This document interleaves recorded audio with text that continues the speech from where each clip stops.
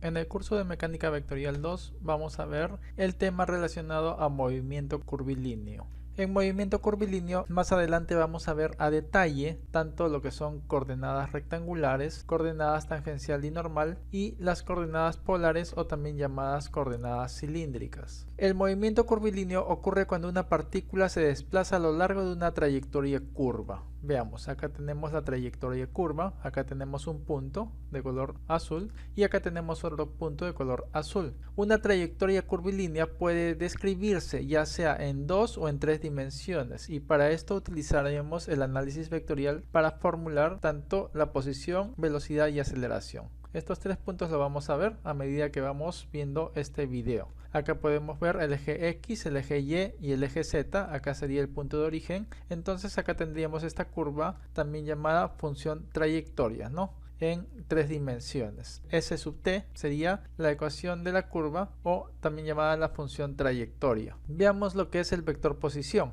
En este caso a este punto le estamos llamando el punto A y a este otro punto le estamos llamando el punto A'. Acá tenemos el punto de origen, el punto O, y este sería su vector posición para el punto A llamado R. Y este sería el vector posición para el punto A' llamado R'. Este sería variación de R desde el punto de inicio hacia el punto final. Entonces, si ustedes se dan cuenta, acá tenemos un triángulo y tenemos vectores, ¿no? Este vector y este otro vector. Entonces, sabemos de que los vectores que van en sentido horario son iguales a los que van en sentido antihorario. Por eso es que sería en el sentido horario el vector R más el vector variación de R igual al vector que va o a los vectores que van en sentido antihorario. En este caso, el único vector que va en sentido antihorario sería el vector R'. Si ustedes se dan cuenta, aquí hay un triángulo formado por estos 3 vectores. Este vector R y variación de R va en sentido antihorario. Por eso es que sería R más variación de R igual al otro vector que va en sentido horario. Variación de R. Durante el intervalo de tiempo, variación de tiempo, el desplazamiento del punto material sería variación de R. Es decir, este sería el vector desplazamiento, que es un vector que representa el cambio de posición y que es independiente del origen. Como se dan cuenta, acá está el origen del vector posición, es independiente a este origen. En este caso iría desde el punto inicial hasta el punto final. Independientemente de que el recorrido de la partícula sea a través de esta trayectoria, el vector desplazamiento va en línea recta desde el punto de origen hasta el punto final. No cogería esta forma, sino se pueden dar cuenta, es una flechita, ¿no? Que va desde este punto hasta el punto final. Veamos lo que es desplazamiento y distancia. Asumiendo que una partícula se desplaza durante un breve intervalo de tiempo, variación de tiempo, la partícula se mueve una distancia variación de s a lo largo de la curva a una nueva posición. Es decir, esta pequeña curva de color azul que estamos pintando nos indicaría lo que es variación de s, que básicamente es desde el punto de origen, desde el punto A, va hasta el punto final que sería A'. Entonces esa sería la distancia variación de S, que es diferente al vector desplazamiento variación de R, como pueden ver. Variación de S es la distancia realmente recorrida sobre la trayectoria. Esta es la trayectoria, ¿no? Toda esta línea roja, que es básicamente donde el punto se desplazaría, ¿no? Sobre esta línea roja el punto se desplazaría, por lo tanto variación de S sería la distancia realmente recorrida sobre esta trayectoria de la partícula entre el punto inicial o punto A hasta el punto final A'. Veamos lo que es velocidad media y celeridad media. Velocidad media sería igual a variación de R entre variación de tiempo. El vector que tiene dirección y sentido, ¿no? De variación de R y su módulo es variación de R entre variación de tiempo. ¿Qué es lo que nos está diciendo? Que esta velocidad media tiene dirección y tiene sentido de este vector posición. Entonces, en otras palabras, la velocidad media básicamente tendría la misma dirección y sentido que variación de R. Es decir, estaría representado por una flecha en esta misma línea y también hacia la izquierda. A eso nos referimos con la dirección y sentido. La dirección sería la línea y el sentido la flecha que nos indica que va hacia la izquierda. Y el módulo estaría representado por esta división, es decir, variación de R entre variación de tiempo. Es decir, el módulo o el número, ¿no? Que representa a este vector de velocidad media. Celeridad media, que sería igual a variación de S entre variación de tiempo. Si si ustedes se dan cuenta, el módulo de variación de S es diferente al módulo de variación de R. En realidad hay un mayor recorrido en variación de S comparado con variación de R. Por lo tanto, la celeridad media sería, si es que estamos dividiendo variación de S entre variación de tiempo y lo comparamos con la división de variación de R y variación de tiempo, este valor numérico, este módulo, sería mayor. En realidad, esta celeridad media sería un poco mayor que la velocidad media. Mucho ojo, que la celeridad media no es un vector, solamente hay módulo. A diferencia de la velocidad media, que sí tiene dirección y sentido, lo que es la celeridad media no tendría dirección y sentido, solamente tendría un valor numérico o un módulo.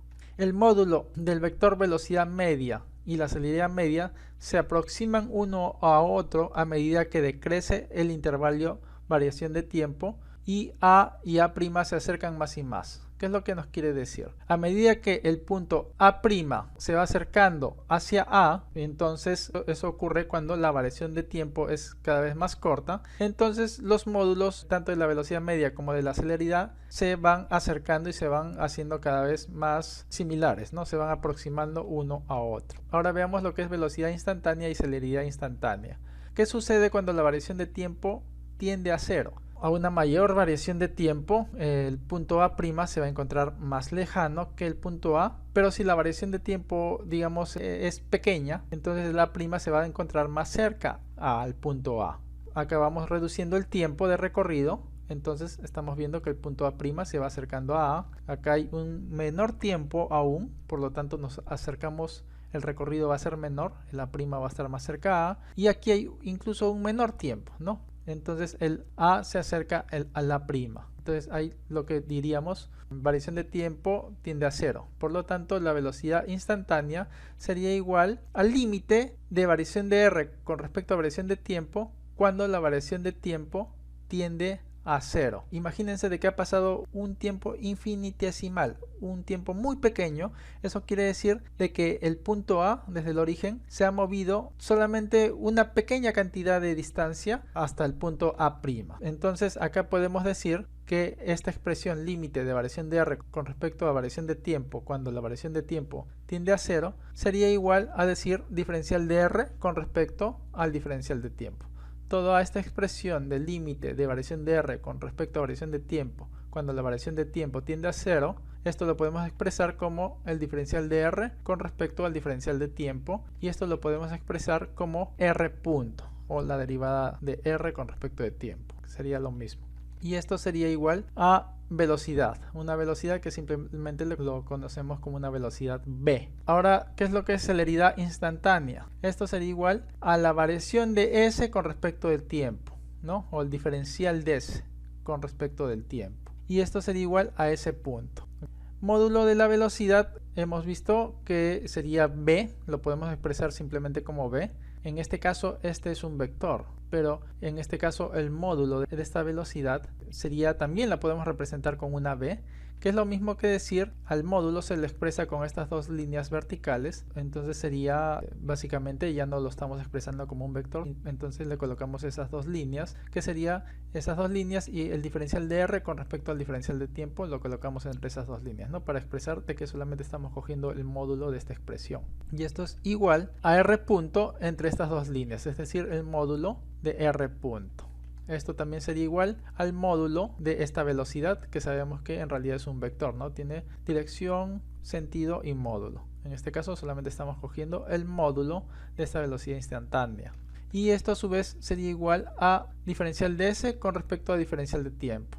Sabemos que el S básicamente sería el recorrido sobre esta línea, y por lo tanto de antemano nosotros sabemos de que esta es la celeridad instantánea o el diferencial de S con respecto al diferencial de tiempo. Esto básicamente es un módulo, ya que no tiene ni dirección ni sentido, por lo tanto simplemente lo expresamos como diferencial de S entre diferencial de tiempo, y esto sería igual a S punto, que sería lo mismo que decir celeridad instantánea. Podríamos decir que toda esta expresión o toda esta igualdad la podemos representar de esta forma. Ahora veamos qué es lo que es velocidad instantánea, aceleración resultante y aceleración instantánea. Acá tenemos nuevamente la trayectoria representada por esta línea roja. Tenemos el punto A, el punto A', tenemos el vector posición del punto A representado por este R, y tenemos el vector posición del punto A' representado por este R', y este sería el vector desplazamiento, variación de R. Nuevamente colocamos básicamente esta misma trayectoria, pero a diferencia, esta sería lo que es la velocidad instantánea B para el punto A, y la velocidad instantánea para el punto A' estaría representado por esta B'. Si ustedes se dan cuenta, estas dos velocidades son tangentes a esta curva, ¿sí? Son una tangente. Ahora, si es que estas dos velocidades las colocamos, las extraemos de acá, del punto A, esta velocidad, la estamos colocando acá. Esta otra velocidad B', hacemos que partan, digamos, desde el mismo punto de origen. Si ustedes trasladan esta velocidad B' hasta acá, básicamente van a ver que tiene la misma dirección, sentido, ¿no? Y módulo. Simplemente estamos colocando estas dos velocidades, haciendo que partan desde un mismo punto, y van a poder ver que la variación de la velocidad tendría esta dirección y este sentido, ¿no? Y a la vez esta variación de velocidad partiría desde donde termina la velocidad B y terminaría esta variación de velocidad hasta donde termina la velocidad B'. Si ustedes se dan cuenta, podríamos expresar esta suma de velocidades, ¿no? Acá tenemos un triángulo con estos tres vectores, donde el vector velocidad y variación de velocidad va en sentido antihorario, por lo tanto podemos sumarlo, tiene el mismo sentido antihorario, y podemos decir velocidad más variación de velocidad sería igual al vector que va en sentido antihorario, ¿no? En este caso, este vector sería B', por eso es que podemos igualarlo a B'. La aceleración resultante, en este caso, sería igual a variación de velocidad con respecto a variación de tiempo. Esa sería la aceleración resultante. Tiene misma dirección y sentido que la variación de la velocidad, ¿no?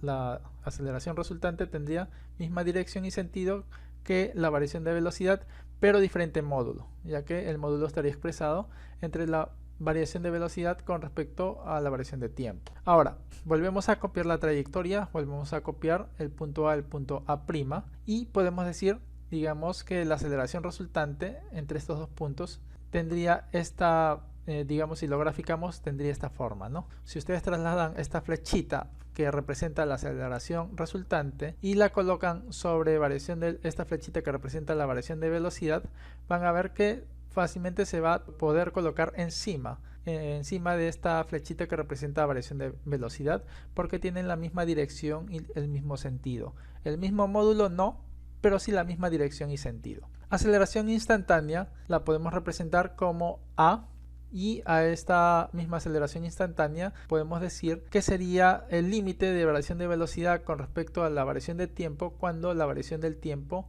tiende a cero. En este caso, eso es lo que sería la aceleración instantánea, ¿no? Básicamente sería la aceleración que se da entre el punto A y A', pero cuando la variación de tiempo tiende a cero. Y cuando esto tiende a cero, toda esta expresión la podemos representar como diferencial de velocidad con respecto a diferencial de tiempo. Y esto es lo mismo que decir la derivada de la velocidad.